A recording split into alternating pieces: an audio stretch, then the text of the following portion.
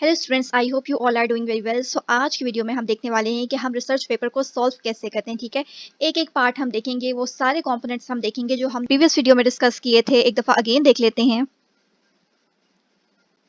Solution methodology से हम अपना पेपर स्टार्ट करेंगे और हमने उसको सारा रिजल्ट एंड डिस्कशन, बेसिकली उसके graphs banana eight the and देखेंगे। ठीक है, तो सारा डिटेल्स से एक एक स्टेप पेपर सॉल्व करना मैं आप लोगों को सिखाऊंगी, ताकि आप लोग कोई भी पेपर अगर सॉल्व करने लगे, आपने रिसर्च पेपर रिव्यू करना है या आर्टिकल खुद राइटअप करना है, तो आपको वो चीज़ समझ आ जाए कि हम लोग सबसे पहले, जैसे बिगनर्स को जो फर्स्ट टाइम रिसर्च पेपर को रिव्यू कर रहे हैं, उनको पता चल जाए कि ये जो हमारे पास सोल्यूशन मेथोडोलॉजी लिखी होती है, इसका क्या काम होता है, हम लोग किस तरीके से चीज़ों को सॉल्व करते हैं। ठीक है, हमारे पास सबसे पहले सोल्यूशन मेथोडोलॉजी में क्या क्या चीज़ें आ जाती हैं। हम लोग फ्लूइड मैकेनिक्स के पेपर की बात करें तो हम उससे रिलेटेड ही बात करेंगे। सोल्यूशन मेथोडोलॉजी में हमारे पास सबसे पहले इक्वेशंस आ जाती हैं, देन स्ट्रेस टेंसर आ जाता है, फिर हम उसको नॉन डायमेंशनलाइज करते हैं, फिर नॉन डायमेंशनलाइज करके इक्वेशंस आती हैं, बाउंड्री कंडीशंस डिफाइन होती हैं, एंड एट द एंड हम उन इक्वेशंस को यूज़ करके मैथमेटिका और मैटलैब सॉफ्टवेयर की हेल्प से ग्राफ प्लॉट कर लेते हैं। ठीक है, सो बेसिकली ये सारे स्टेप्स, ये सारे जो भी पेपर में हम लोग सॉल्व करते हैं, ये सारे स्टेप्स जो हैं वो डिटेल से हम लोग लेक्चर्स में समझेंगे। सारे लेक्चर्स मैंने लाइन अप किए हुए हैं। आज के लेक्चर में हम लोग देखेंगे कि किसी भी रिसर्च पेपर में अगर हमारे पास स्ट्रेस टेंसर गिवन होता है, कोई भी स्ट्रेस टेंसर टाइटल के अकॉर्डिंग, टाइटल में आप लोग पढ़ते हैं कि वेदर हम लोग कैरियोस्टोरा मॉडल ले रहे हैं, रेनर रिवलेंट फ्लूइड ले रहे हैं, ज़्यूडोप्लास्टिक फ्लूइड ले रहे हैं, थर्ड ग्रेड टेंसर ले रहे हैं, तो बेसिकली जो टेंसर को सॉल्व करते हैं, आज हम डिटेल से कोई भी एक रैंडम स्ट्रेस टेंसर लेंगे और उसको डिटेल से मैं आप लोगों के सामने सॉल्व करके आप लोगों को बताऊंगी कि हम लोग किस तरीके से अपने स्ट्रेस टेंसर को सॉल्व भी करते हैं और उसको किस तरीके से यूज़ करते हैं अपने इक्वेशंस में। सो कैरियर सोडा नैनोफ्लूइड पे भी मैंने ऑलरेडी वीडियो बनाई हुई है, उस वहाँ पे मैंने स्ट्रेस टेंसर भी डिफाइन किया था। उसी का स्ट्रेस टेंसर लेके एक एक स्टेप पे आप लोगों को यहाँ पे बताऊंगी, ताकि आप कोई भी जब टेंसर सॉल्व करने लगते हैं तो आपको पता हो कि हम टेंसर को किस तरीके से सॉल्व करते हैं। ठीक है, स्ट्रेस टेंसर सबसे पहले आपके पास पेपर में किस तरीके से डिफाइन होता है। The extra stress tensor for the Carreau Yasuda model is described as, ये सारी चीज़ें हम ऑलरेडी पढ़ चुके हैं, अगेन देख लेते हैं। ये हमारे पास बेसिकली जो स्ट्रेस टेंसर है वो ये है। ठीक है, यानी कि S इक्वल है mu N F gamma dot cross A1। अब स्ट्रेस टेंसर फाइंड आउट करना इतना टफ नहीं होना चाहिए, क्योंकि ऑलरेडी बहुत सारे इस पे लेक्चर्स में अपलोड कर चुकी हूँ।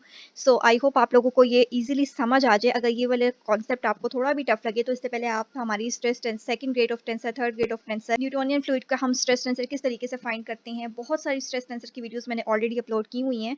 वो इसीलिए की थी ताकि जब रिसर्च पेपर आप सॉल्व करें तो स्ट्रेस टेंसर जब हम लोग फाइंड आउट करते हैं तो आपको सारा मेथड जो है वो आता हो। ठीक है, इसमें A1 हमारे पास डिफाइन होता है। A1 हमारे पास L प्लस एल ट्रांसपोज के इक्वल होगा। गैमा की वैल्यू हमारे पास ये लिखी हुई है अंडर रूट में 2TR। TR का मतलब होता है ट्रेस लेना। वो क्या होता है ट्रेस, हम किस चीज़ को कहते हैं, ये भी अभी हम आगे देख लेंगे। D square, furthermore D square is equal to 1/2 of A1।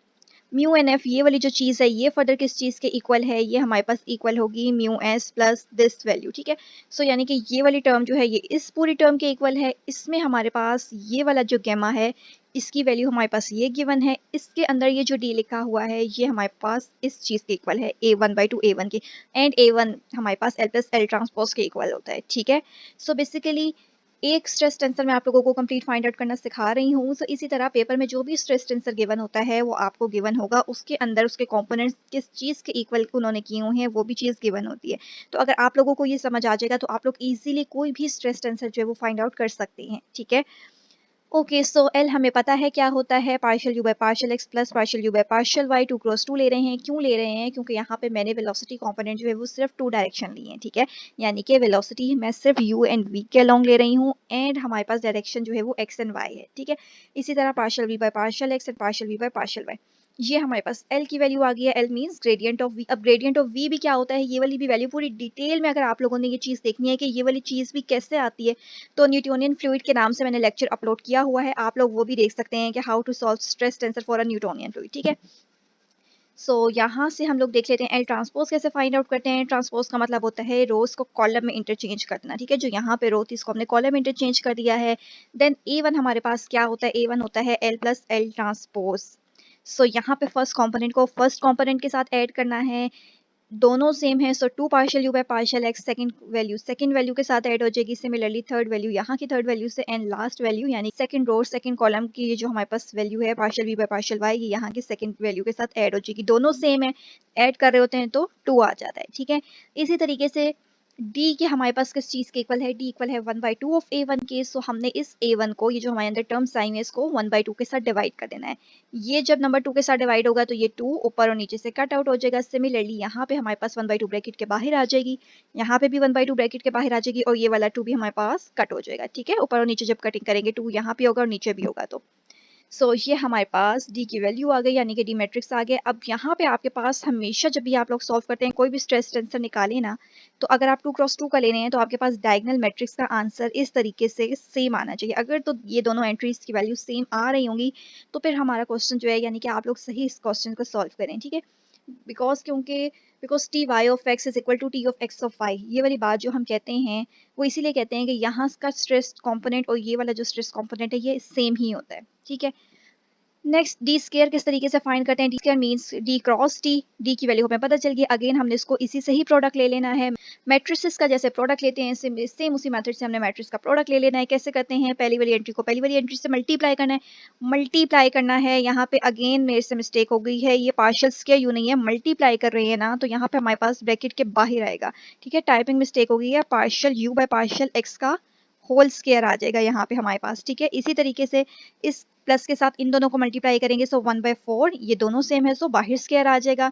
Similarly partial u by partial x को इससे मल्टीप्लाई करेंगे, सो हम ऐसे इसको लिख देते हैं। ठीक है, और इस टर्म को नेक्स्ट वाली टर्म से मल्टीप्लाई करना है, तो इसको भी यहाँ पे मैंने ये वाली टर्म लिखी है, डॉट लेके partial u by partial y लिख देना है। ठीक है, मल्टीप्लाई करना चाहते हैं तो कर सकते हैं, मल्टीप्लाई करके चीज़ एक्सपेंड हो रही है, कोई भी चीज़ हमारे पास सॉल्व नहीं हो रही, इसलिए हमने मल्टीप्लाई उसको और फर्दर नहीं किया, यहाँ तक भी हमारे पास काफ़ी है। नेक्स्ट इसी तरीके से ये वाली टर्म हमारे पास partial u by partial x से मल्टीप्लाई हो जाती है, and partial u by partial y इस टर्म के साथ मल्टीप्लाई हो जाएगा। अगेन आप देख सकते हैं कि ये दो वैल्यूज जो हैं ये हमारे पास सेम आ रही होंगी अगर आप इसको थोड़ा सा रीअरेंज कर लेंगे तो। सिमिलरली इस टर्म को हमने इससे मल्टीप्लाई करेंगे, सो 1/2 से प्रोडक्ट लेंगे तो 1/4, और ये दोनों चीज़ें सेम है तो स्केयर आ जाएगा। And partial v by partial y को इससे मल्टीप्लाई करेंगे, so partial v by partial y का होल स्केयर आ जाएगा। ठीक है, सो इस तरीके से हम दो मैट्रिसेस का प्रोडक्ट ले लेते हैं। बहुत ही डिटेल से एक एक स्टेप आप लोगों को समझा रही हूँ ताकि आप लोगों को कहीं पे भी कोई कंफ्यूजन ना रहे।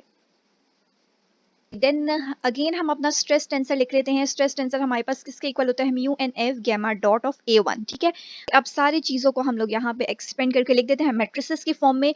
Mu N F gamma dot की वैल्यू पर डिफाइन की हुई थी, क्या थी, ये सारी वैल्यू थी। ठीक है, तो ये सारी मैंने लिख दी है। इसी तरह A1 की, जो A1 मैट्रिक्स में हमारे पास फर्स्ट एंट्री आई थी वो फर्स्ट के साथ, अगेन म्यू एन एफ को A1 से मल्टीप्लाई करें, सेकंड एंट्री के साथ हमने म्यू एन एफ की वैल्यू लिख दी है, थर्ड एंट्री के साथ, और यहाँ पे फोर्थ के साथ लिख दिया। ठीक है, यहाँ पे भी मैंने चीज़ को एक्सपेंड नहीं किया क्योंकि मैट्रिक्स की जगह हमारे पास लिमिटेड थी, इसलिए नहीं तो यहाँ पे हमने गैमा ए डॉट की वैल्यू ऊपर जो गैमा की बेसिकली फाइंड आउट की है वो आपने पुट कर देनी है। अब स्ट्रेस कंपोनेंट का मतलब क्या होता है, एस ऑफ एक्स वाई या एस ऑफ वाई एक्स। देखें, फर्स्ट कंपोनेंट को हम एस ऑफ एक्स एक्स कहते हैं, सेकंड को एस ऑफ एक्स वाई कहेंगे। ठीक है, इसी तरीके से सेकंड रो में जब आ जाते हैं तो वो एस ऑफ वाई एक्स आ जाता है and S of y y. So ये दोनों वैल्यूज हमारे पास सेम है, तो यानी कि एस ऑफ एक्स वाई लिखें या एस ऑफ वाई एक्स लिखें, सेम एक ही बात है, तो इसीलिए हमने उसको एक ही दफा लिख लेते हैं एस ऑफ एक्स वाई का नाम देके। सो ये पहली entry S of X x है तो हमने इसको इसके इक्वल करके लिख दिया है, सेकेंड यहाँ से और फर्स्ट ये सेम है, सो एस ऑफ एक्स वाई इस टर्म के इक्वल है। सिमिलरली ये जो लास्ट एंट्री है ये एस ऑफ वाई वाई है, सो इसको मैंने एस ऑफ वाई के इक्वल कर लिया है। So basically I have 3 equations 1 2 and 3। अब यहाँ से हमें जो इक्वेशन चाहिए होती है या आप सारों को लाइन वाइज एक्सपेंड करके स्ट्रेस कंपोनेंट्स के वैल्यूज फाइंड आउट कर सकते हैं जो हमारे पास इक्वेशंस में। आगे इक्वेशंस भी मैं आपको डिटेल से बताऊंगी, वहाँ पे भी मैं आप लोगों को बता दूंगी कि स्ट्रेस कंपोनेंट के जो हम वैल्यू फाइंड आउट करते हैं इसका क्या काम होता है। So basically stress component equations में जहाँ पे भी हमारे पास stress component at the end बच रहा होता है mostly S of x y ही होता है, सो उसको हम एक्सपेंड कर लेते हैं, बाकियों को एज सच एक्सपेंड करने की ज़रूरत नहीं है। ठीक है, सॉल्व आपको सारा ही करना पड़ेगा तभी जाके हमें एस ऑफ एक्स वाई की वैल्यू मिलेगी, इसलिए यहाँ से आगे आप सिर्फ एस ऑफ एक्स वाई को भी एक्सपेंड कर लेंगे। सो वो आप अपने पेपर के अकॉर्डिंग देख लेते हैं कि जो भी स्ट्रेस कॉम्पोनेंट गिवन है आपने उसको एक्सपेंड कर लेना है। ठीक है, सो यहाँ से अब हम अपने कॉम्पोनेंट्स को एक्सपेंड कर रहे हैं। As we know that mu N F gamma dot is cross A1, stress component हमारे पास इसके इक्वल था। अब हमने क्या किया, यहाँ पे म्यू एन एफ की जगह मैंने ये सारी उसकी वैल्यू प्लेस कर दी है। म्यू यहाँ से मेरे पास गैमा डॉट की वैल्यू क्या आ जाती है, गैमा डॉट मेरे पास √2r2 trace of D square के इक्वल है। अब ये वाली बात जो मैंने ऊपर भी आपको बताई थी कि ये हमारे पास देखें ये पूरी अंडर रूट की जो वैल्यू है ना, ये गैमा डॉट के इक्वल है। इसके अंदर जो टी आर लिखा हुआ है, ये टी आर नहीं है, ये अल्फाबेट नहीं है, ये इसका मतलब होता है ट्रेस। ट्रेस का क्या मतलब होता है कि आगे आपके पास जो भी चीज़ दी हुई है, जैसे हमने डी स्क्वायर की मैट्रिक्स फाइंड आउट की थी, तो आपने उसका ट्रेस फाइंड आउट कर लेना है। Trace mean sum of diagonal, diagonal entries का जब हम सम ले लेते हैं तो वो हमारे पास ट्रेस ऑफ डी स्क्वायर बन जाएगा। ठीक है, जैसे कि हम लोग डी स्क्वायर पे जाके मैं आपको बता देती हूँ अगेन कि ट्रेस ऑफ डी स्क्वायर क्या बनेगा। ट्रेस ऑफ डी स्क्वायर का क्या मतलब है? ट्रेस ऑफ डी स्क्वायर का मतलब है कि ये हमारे पास जो डायगनल एंट्रीज बनेंगी, ये वाली, ठीक है, इन दोनों एंट्रीज को जब हम सम कर लेते हैं तो वो हमारे पास ट्रेस ऑफ डी स्क्वायर बन जाता है। ठीक है, किसी भी चीज का आपने ट्रेस लेना हो, जैसे ट्रेस ऑफ ए वन लेना हो, तो ये two partial u by partial x में हम ऐड कर लेंगे two partial v by partial y. Two दोनों में कॉमन है, टू बाहर चला जाएगा, अंदर ब्रैकेट में partial u by partial x plus partial v by partial y आ जाएगा। ठीक है, सो बेसिकली इस चीज को हम कहते हैं, और ये फर्दर हमारे पास इक्वल हो जाएगा डेल डॉट वी के। मीन्स अंदर हमारे पास ट्रेस ऑफ ए वन आ जाएगा टू डेल डॉट वी। ठीक है, तो ये हमारे पास ट्रेस आ गया। Then we have S of X X, यानी कि सबसे पहला स्ट्रेस कंपोनेंट जो हमने फाइंड आउट करना है, गैमा डॉट की जगह, यानी कि यहाँ पे इसकी जगह मैंने इसकी वैल्यू रिप्लेस कर दी है two T R D square. D square जो हमने फाइंड आउट किया था उसका ट्रेस लेना है, यानी उसकी डायगोनल एंट्रीज को ऐड करना है, टू से उसका प्रोडक्ट लेना है। सो ये हमारे पास जो है वो एट दी एंड आंसर जो है वो आ जाएगा। अंडर रूट है तो इसी तरीके से अंडर रूट लगा दिया, ब्रैकेट के बाहर ए और होल ब्रैकेट के बाहर n माइनस वन ए है। ठीक है, अब ये वाली चीज अगर आप लोगों को सिंप्लीफाई करना नहीं आ रहा, ये बहुत ईजी है, थोड़ा सा बस उस चीज को ट्रेस लेकर ऐड करके सिंप्लीफाई करके लिख दिया है चीज को। डेल स्क्वायर वी का क्या मतलब होता है? डेल स्क्वायर वी का मतलब होता है partial square u by partial x square plus partial square v by partial y square. ठीक है, तो जहां पे भी हमारे पास ये वाली चीज बन रही होगी तो उसकी जगह डायरेक्ट मैंने डेल स्क्वायर वी लिख दिया है। ठीक है, कॉम्पैक्ट फॉर्म में कर दिया है ताकि बहुत ज्यादा आंसर जो है वो एक्सपेंड ना हो जाए। ठीक है, सो कॉम्पैक्ट फॉर्म में हमारे पास ये वाला आंसर बन जाएगा। Similarly S of x Y क्या बनता है? एस ऑफ एक्स वाई हमारे पास ये वाली चीज आ जाएगी, यानी कि डी स्केयर ट्रांस, जब आप उसका लेंगे डी स्केयर का ट्रेस लेंगे तो यानी कि सारी वैल्यूज जो हैं वो हमारे पास डी स्केयर की जगह हमने यही वैल्यूज लिखती रहने हैं। सिर्फ एस ऑफ एक्स वाई और वाई वाई में इसकी ये वाली जो वैल्यूज हैं ये चेंज होती रहेंगी। तो एक दफा आप trace of D square find out कर लेंगे, सो वही आपने दोनों जगह पुट करना है। इस तरीके से हमारे पास जो है वो स्ट्रेस टेंसर जो है वो बहुत ही इजीली फाइंड आउट हो जाते हैं। बहुत ही डिटेल से मैंने इस पे लेक्चर बनाया है ताकि आप लोगों का कोई भी डाउट इस टॉपिक से रिलेटेड ना रह जाए। आप कोई भी आप लोगों ने स्ट्रेस टेंसर सॉल्व करना हो तो आप लोग इजीली इस मैथ की हेल्प से सॉल्व कर सकते हैं। ठीक है, इससे नेक्स्ट लेक्चर में हम लोग इक्वेशंस देखेंगे कि इक्वेशंस हमारे पास कौन सी 5 टाइप्स की होती हैं। बहुत दफ़ा मैंने आपको बताया हुआ है, अगेन हम उसको बहुत डिटेल से एक्सप्लेन करेंगे, वो सारे की पॉइंट्स डिस्कस करेंगे जो जब हम लोग वाइवा की जब प्रिपरेशन कर रहे होते हैं तो उसमें फिर हम लोगों को बहुत मुश्किल होती है, क्योंकि पहले आप काम जल्दी जल्दी सॉल्व कर लेते हैं लेकिन हमें उन चीज़ का उस इक्वेशन में यूज हुए हुए पैरामीटर्स का मतलब ही नहीं पता होता कि हम ले क्यों रहे हैं। टाइटल में कुछ ऐसे वर्ड्स आ रहे होते हैं, कुछ ऐसे बॉडी फोर्सेस हम ऐड कर रहे होते हैं जिसकी वजह से हम अपनी इक्वेशंस जो है वो डिस्कस करेंगे। ठीक है, सो आई होप आप लोगों को आज का लेक्चर अच्छा लगा होगा। वीडियो को लाइक लाजमी कर लीजिए, चैनल पे न्यू है तो चैनल को लाजमी लाजमी सब्सक्राइब कर लीजिए, क्योंकि बहुत इंपॉर्टेंट वीडियोस आप लोगों के लिए मैं लेकर आ रही हूँ। ऑलरेडी फ्लूइड मैकेनिक्स पे कंप्लीट प्लेलिस्ट मैंने अपलोड की हुई है। आगे भी रिसर्च पेपर को हम किस तरीके से रीड करते हैं, सॉल्व करते हैं, सारी कंप्लीट लेक्चर्स जो हैं वो आने वाले हैं। So stay connected with